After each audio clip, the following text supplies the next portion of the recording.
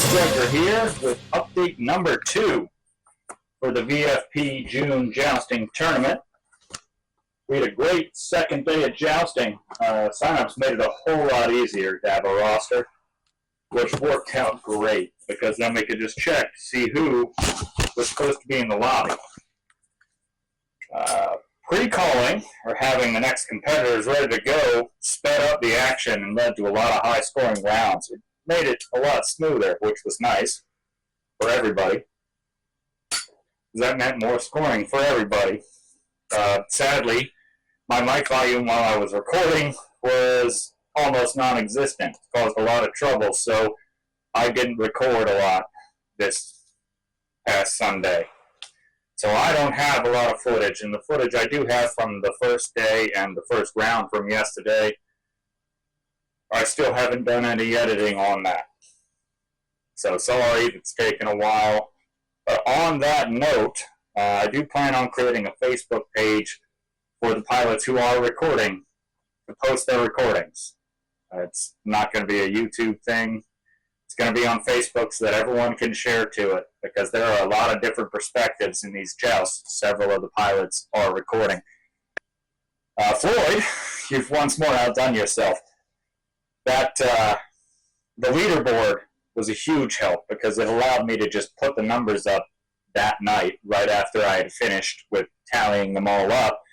But the news segment was amazing. That was a bright spot in my evening when I was dealing with some pretty terrible things at work. Kind of makes this more of an after-action report that, hey, I'm all for it.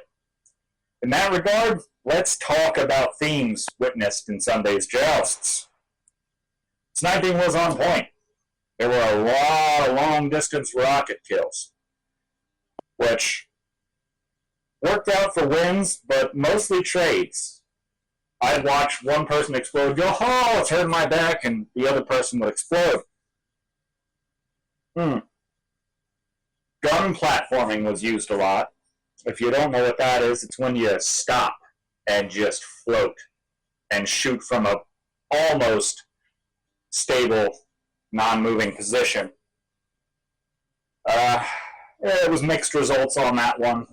That was where a lot of the long-distance sniping worked out. Bobbing and weaving kept several pilots alive for several passes. But that only works for so long because you're taking damage on each pass. And Tiger Cats led to a lot of trades. But they did have an advantage for pilots who are only using rockets. We witnessed a couple of pilots put a rocket in the nose of a Tiger Cat thinking they won, and then they didn't. So it is important to pay attention who's taking off opposite you in your joust. Important announcements. I made a mistake in the Week 1 roster, and for that I do apologize. Scooby has not competed in this tournament. The points that are under Scooby from Week 1 are actually Snoopy's points. So if you just see randomly that Snoopy is now up there with, I think, 29 points, yeah, that's because those 18 points that were listed under Scooby were actually Snoopy's points, and that one's on me. Also, Yoko and Echo, I'm really sorry for constantly mixing you guys up in your joust. They sound so similar, and I just couldn't see names. All right, continuing with important announcements. The stupid question of the week is no longer stupid, at least this week. It'll get stupid again, but for this week, it's not. It should scheduled pilots who miss their set be allowed to have a makeup set. All right, Splitfire, Red Bull, and Tornado all missed their flight times. And frankly, guys, I mean, we never know what kind of emergencies are going on. Some kind of exigent situation that keeps these pilots out of their joust. So I want to give them an opportunity to joust. But that's the question for this week. Just keep that in the back of your mind, rolling it around. On scores. Not a lot of tearing out there because there wasn't a lot of space on the page. In first place, DJ Manpain with 52 points. Lip is in second with 48. Shadow and Bass Snake are tied for third with 46. Ninja Strike, you're in fifth with 45. Grizz Killer, you're in sixth with 42. Trusty, you're in seventh with 40. In eighth place is AKA with 36. Ninth place is Echo 4 Romeo with 35. Tied for 10th are Guts 311 and Morpheus with 34 points.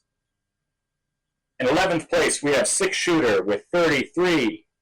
In 12th, My Balls Itch with 30. Snoopy, you're in 13th with 29.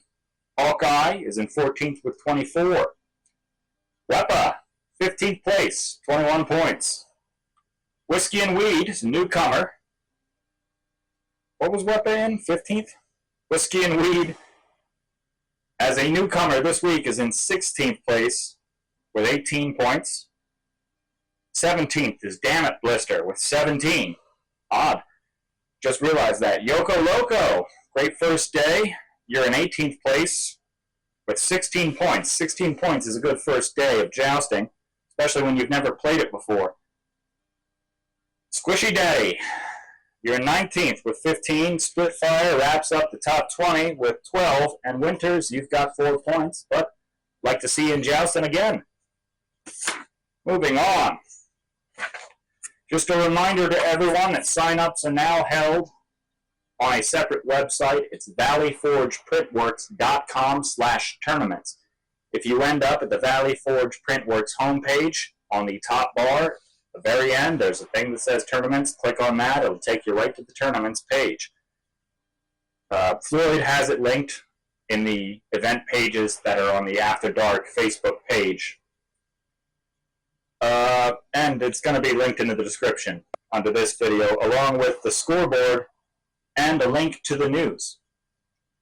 So that's all I've got for you for update number 2 for the June Jousting Tournament. Thank you all for competing. Get hell this coming week. And just to let you know, Peugeot and Ninja Strike have already signed up for 6 p.m. for the 12th, for the 16th. So, the 16th is the next joust. VFPTS in all caps is the login for the room. And we're already keeping track of who's signing up for what. But this is Camo Striker signing out, and I will see you in the skies.